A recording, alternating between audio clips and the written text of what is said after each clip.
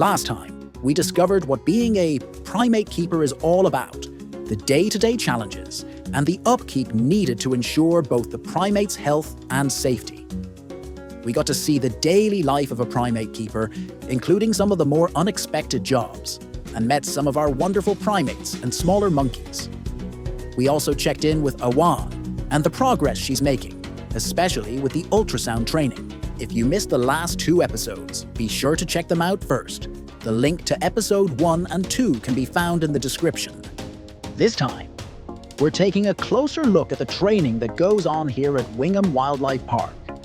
Join us as we uncover the different types of training, the importance of it and how it positively affects the animals, the challenges our keepers face and how they overcome each obstacle. Of course, it's not just our primates that need training. With over 200 different species of animal here at the park, there are a lot of different types of training that needs to take place. We'll check in on Awan and the rest of the primates later on. For now, let's give some of our other wonderful animals and their exceptional keepers the spotlight.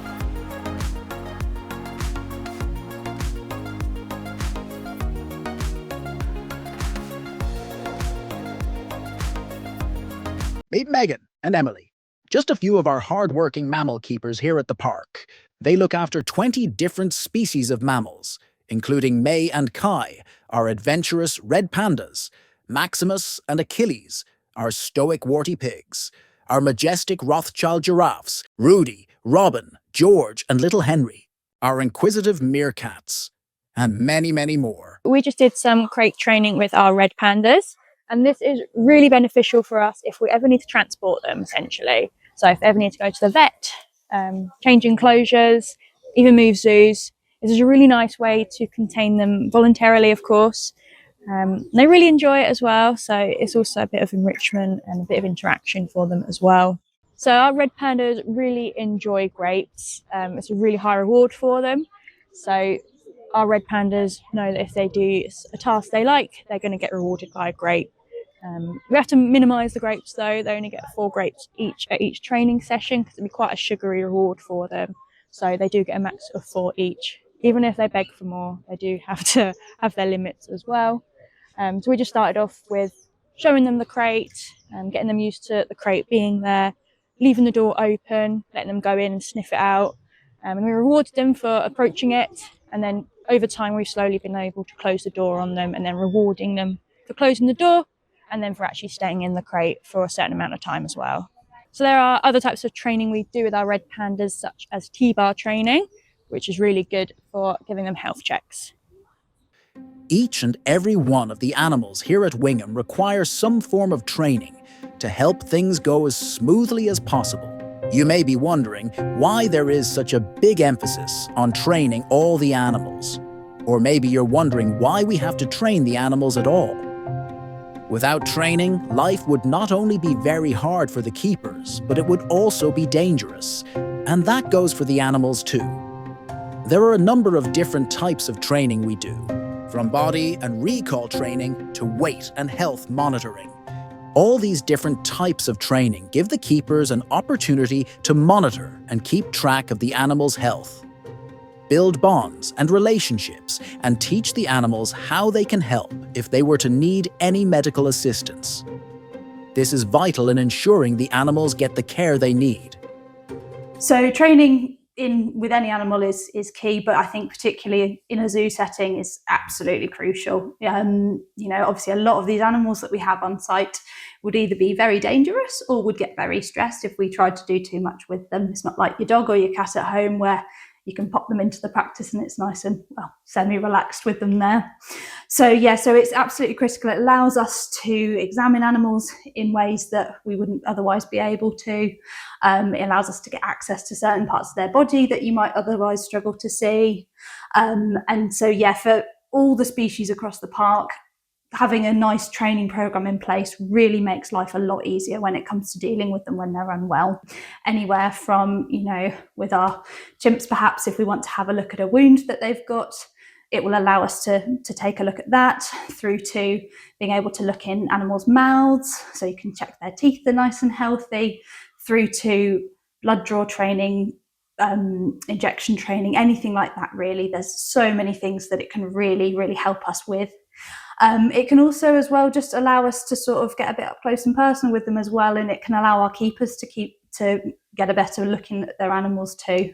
So, you know, it will allow them to pick those things up so that I can then come out and deal with them as they need. So we do have certain animals that will, if they are unwell, they will come and actually present certain body parts if they, you know, if they've got an injury or something like that. And so training sort of really helps them to develop that relationship with that keeper, so that, you know, that they know that someone's there to look after them. Some of the earliest types of training we do with the animals is recall training. The idea of the recall training is to get the animals comfortable and used to the keepers calling them back, which is crucial for a lot of reasons. Being able to call the animals back is the first step into allowing the keepers to keep checks on the animals and progress further with other different types of training. It also allows the keepers to move the animals outside or into their rooms when needed, allowing the keepers to go in and clean, which is absolutely key for the animal's health. Weight training is all about checking the animal's weight and making sure they are getting enough nutrients and are fit and healthy. This is extremely important for a number of reasons. Of course, the main one being making sure they are the correct weight for their body type, and ultimately as healthy as possible. The second equally important reason is knowing the right weight of animals means giving them the correct dosage of medicine if and when needed. Of course, giving the animals too much could be extremely detrimental to their well-being, and too little would have minimal effect. So knowing their weight means the team here can administer the correct dosage. And of course, in a simpler term, knowing the animal's weight allows us to adjust food and diet, giving the animals more or less food if needed. So hello, my name's Georgia. I'm a head of carnivores and head of training. So part of my role as head of training is to oversee what goes on around the park training wise. So a lot of the training plans I go through with the keepers, and we create them together towards whatever behaviour we're heading towards. So behind all the training we do here is positive reinforcement.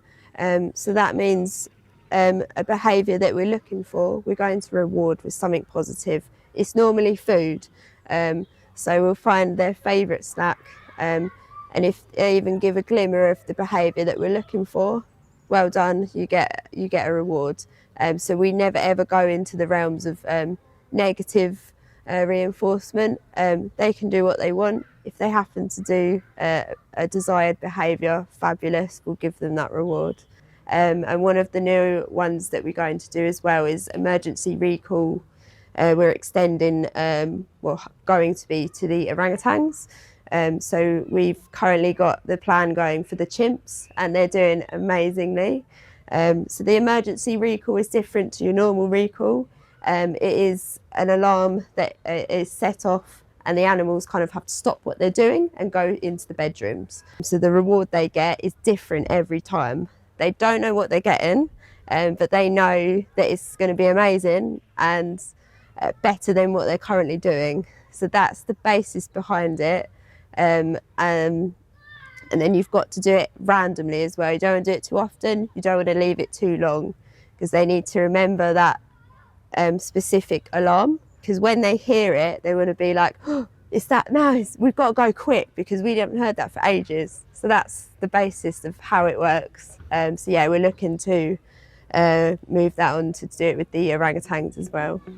Hi guys, my name's Sam and I'm one of our bird keepers here at Wingham Wildlife Park. So today we're going to be running through a little bit of training with our penguins. So the training we'll be doing today is called our mirror box training.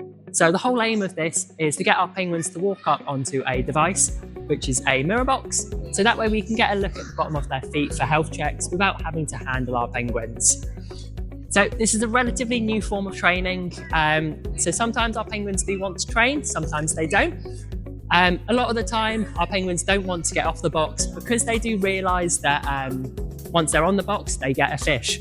The main aim for this is to get a good look at the bottom of their feet so we can monitor any signs of podermatitis, which is also called bumblefoot, which is a health issue that penguins can often be prone to. So with our penguins, Kermit is definitely our most confident of all of our penguins because he is probably the most food motivated we have. On the other end of the spectrum, we have our 4 youngsters that were born here in 2024. These guys are quite hard to get on and actually to get their confidence up. So they have been one of my main aims. At the moment, Piccolo is probably slightly the more confident along with Podrick. Pigeon and Perry really have no interest at all. So that is our next aim, is to try and get our babies to come on to the mirror box and try and copy what Kermit does. Of course, this doesn't always go to plan. Training is completely optional for our animals. If they don't want to take part, they simply don't have to. And unsurprisingly, they don't always want to play ball.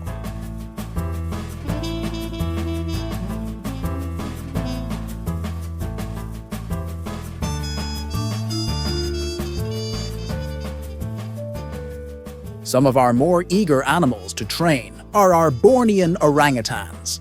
With some of the highest levels of intelligence in the park, it's no surprise they excel at most, if not all, training they undergo. So with the orangutans, we do bedroom training first thing in the morning. So we'll call them into their bedrooms. We'll shut the shutters and then give them a diluted juice as a reward. This is really important so that if we need to get them into a bedroom for an emergency, or we need to do anything in their enclosure, we can do it without them stressing out. Once we've got them into their bedrooms, we'll do combined body parts training. So this will be a mixture of presenting different body parts. So it might be presenting hands, feet, tummy. We can do open mouth. So this enables us to do health checks on them as well. And then once they're comfortable with these body parts, we can then start introducing other training into it as well. So for example, with Jin, we could ask for his chest that he's comfortable with, but now we've just started introducing a stethoscope so we can listen to his chest. So we've taken it a step further. We also have blunt needle trained our chimps and our orangutans. And this is really important because if we do need to do any anaesthesia knockdowns, it means that the animal is completely calm with us using a needle on them. With the orangutans, we've successfully knocked down Molly twice to have contraception. And also with Lucas, the chimp as well, we've managed to needle train him that it was completely stress-free when we needed to knock him down. Otherwise, you then end up darting and it become really, really stressful for the animal. Awan was really nervous when she first came to us and we started doing bedroom training. She wouldn't really come into the bedroom. She would sit at the shutter and stare at us. But slowly we've increased her confidence. She's now cooperating and coming in and sitting with us, and we're feeding her and doing some training first thing in the morning.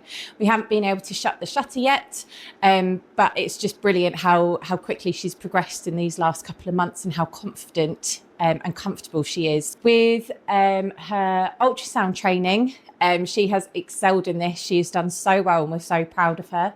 To begin with, we would just start asking for tummy and asking her to hold, which she was really good at. Then we started introducing the probe and holding it on her tummy for a few seconds. She was quite confident with that. So we started introducing the gel, which was a bit of a no-go to start off with.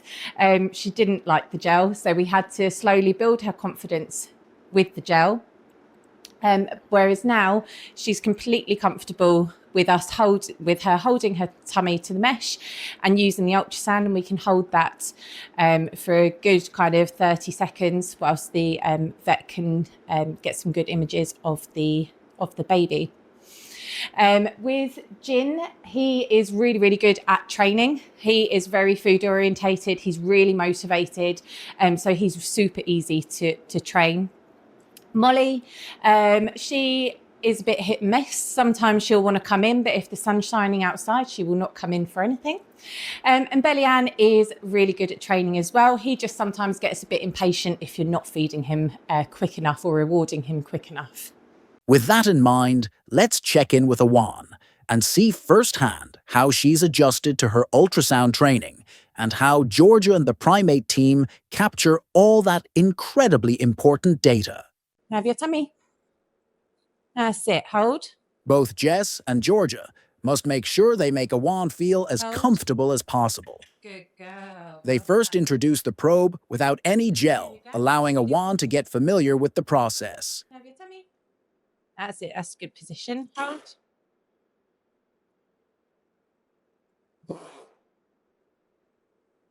Good girl. Well done. Once they are happy, Awan is ready. They add a generous amount of gel. Yeah, let's get some gel Some on, gel? shall we? So, right, what I'm do is, if I give you that and we can get some gel on her that way. Right.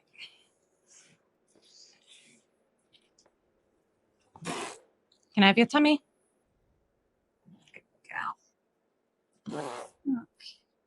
Okay, so we've got baby instantly there. We can see a little bit of movement, which is fantastic. So I'll just quickly try and get my bearings a little bit so you can kind of see. So we've got some back feet here and some front feet here. So we are right to just angle the probe just down ever so slightly just for me, and back up again a little bit. Yeah, so you can see a sort of back leg here. Okay. Sit, hold. We've got a lot of movement here as well as she's moving, baby's moving a lot too, which is quite exciting to see. So yeah, to sort of give an idea, so we've got head ends, I believe, up this way, and then bottom ends down that way. So what we're going to do is I'm going to just try and capture a little bit of footage here of just a baby moving around a bit for us so that we've got that too. Good girl. You are doing so well, Awan. Good girl. Very nice. So yeah, where you were before was fabulous, actually. All right, good Very girl. nice. Hold. Right. Are we That's right it. to just fan up and down ever so slightly for me? Okay, just back the way you came a little bit. Good girl. And then, yeah, if we go back to where we were at the start for me. Because we are seeing some little limbs and stuff here, but we're just... Hold.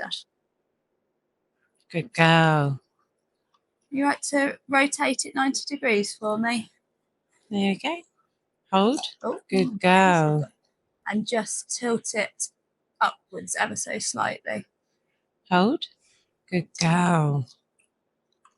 So yeah, so I'm going to save that footage for us so we've got an idea of baby's heart rate, just because we try and measure that every week, just because it gives us a bit of a ballpark of where things should be. It's also really helpful as well having a heart rate from a baby, because if, for example, if something was starting to go wrong, an increased or reduced heart rate can give us an idea of essentially if that is the case, and can also help a little bit, just give us a bit of peace of mind that everything's sort of going as it should be, really, if it is. It is imperative Georgia and the primate team continue to keep checks on both the baby and Awan's health. This is made much easier with the ultrasound machine. Good girl. Hold. So yeah, so what we've got a little bit here is baby's abdomen just sat here. We've got a little bit of movement of our legs here as well. Hold. Right. Good girl. I will freeze it there then. Lovely. There we go. Right. Good girl. Marvellous. Do you have a little bit of tissue if you want to just... Tummy. Oh, I said yes. Yes, please. Dry you off a bit, huh? There you go, just so you're not so gloopy. There we go. So the apple is her jackpot, saved done really well. It's higher reward than what we were giving her. So it just says, yeah, you've done a really good job, and the training session's over. When it comes to actually ultrasounding an orangutan, obviously as a vet, that's not something that we do an awful lot. And we've also had this element of where we've been getting the keepers to actually drive the probe for me, just so that whilst I'm looking at the picture and getting that optimised, they can keep an eye on her and make sure that she's behaving properly, because of course this kit is quite expensive and we're trying to make sure that we're keeping her safe and happy, but also we're not letting her trash any of the equipment that we've got. So that's been quite a learning curve, both for myself in the sense of course, I've never scanned an orangutan before now. It was, trying to learn the best views and learn where we need to really look for things for when we're looking for the baby. And also just communicating with the keepers there and, saying, oh, actually, can you move the probe down a little bit, left a bit, right a bit, whilst also still keeping an eye on the image that we've got there has been quite a learning curve for all of us, I think, and the keepers will probably agree. So the fact that we're getting the images that we're getting and we're getting the data that we're getting is just absolutely fantastic. As I say, everything does seem to be going quite well at the moment with baby there, and the fact that Awan has cooperated as beautifully as she has with us has just been really fantastic as well. And just also, you know, it gives us the opportunity to keep an eye on her as she's sort of going through her pregnancy and making sure that everything else with her body as well is doing what it should be, really. Ultrasound training is just one of the many hurdles Georgia and the primate team have overcome. And as we gear up for the arrival of Awan's little one, there will be many more. Tune in next time as we check back in with Awan and the progress she's making, the steps the team are taking to ensure the birth is as smooth as possible, and just how a baby shower for an orangutan unfolds. Raising awareness and supporting conservation is key to securing the future of orangutans and other endangered and declining species, both in the wild and in human care. If you want to be part of their story, follow us on our social media accounts. Spread the word and help us make a difference.